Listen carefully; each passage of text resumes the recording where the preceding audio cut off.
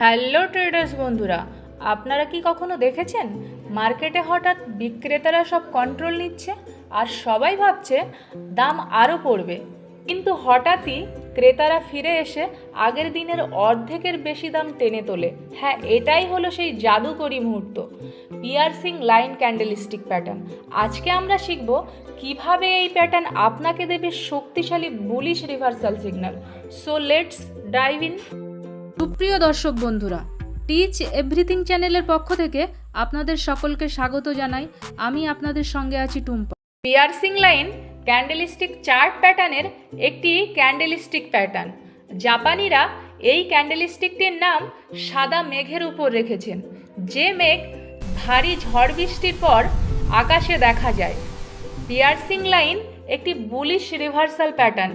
এর অর্থ হলো এখন শেয়ার বা বস্তুতে ডাউন ট্রেন্ডের শেষ হয়েছে এবং আপ ট্রেন্ডের সূচনা হতে চলেছে।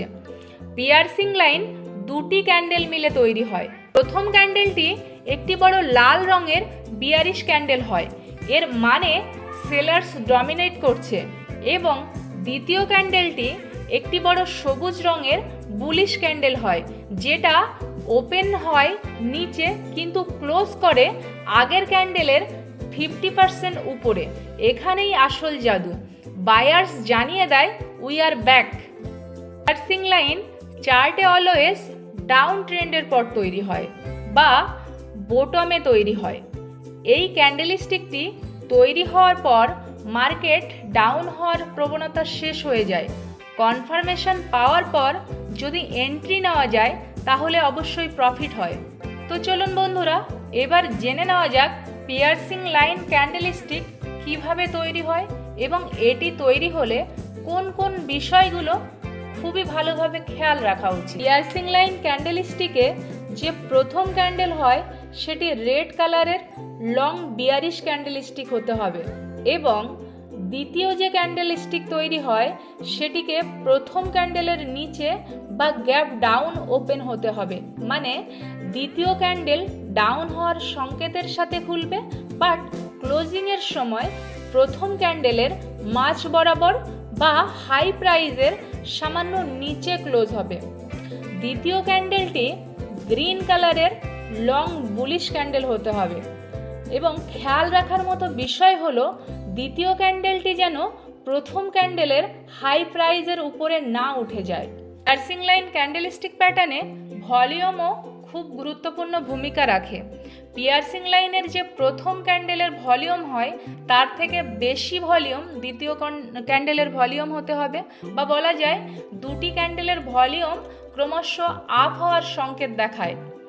যখনই চার্টে ডাউন ট্রেন্ডের পর উইথ পজিটিভ ভলিউমের সাথে পিয়ার্সিং লাইন তৈরি হয়ে যায় এবং পিয়ার্সিং লাইনের নেক্সট ক্যান্ডেল পিয়ার্সিং লাইনের দ্বিতীয় ক্যান্ডেলের হাই প্রাইজের সমান সমান বা গ্যাপ আপ ওপেন হয়, তাহলে এটি ক্লিয়ার কনফার্মেশন হয়ে থাকে বাই করার জন্য, অর্থাৎ বাইং এন্ট্রি নেওয়ার জন্য।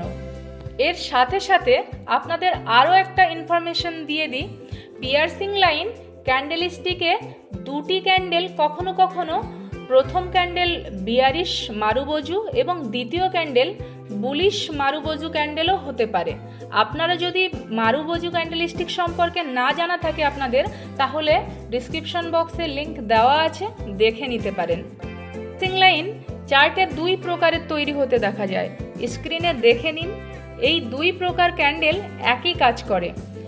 এই ক্যান্ডেলস্টিক প্যাটার্নটি intraday chart, daily chart, weekly chart এবং মান্থলি চার্টে তৈরি হতে দেখা যায়।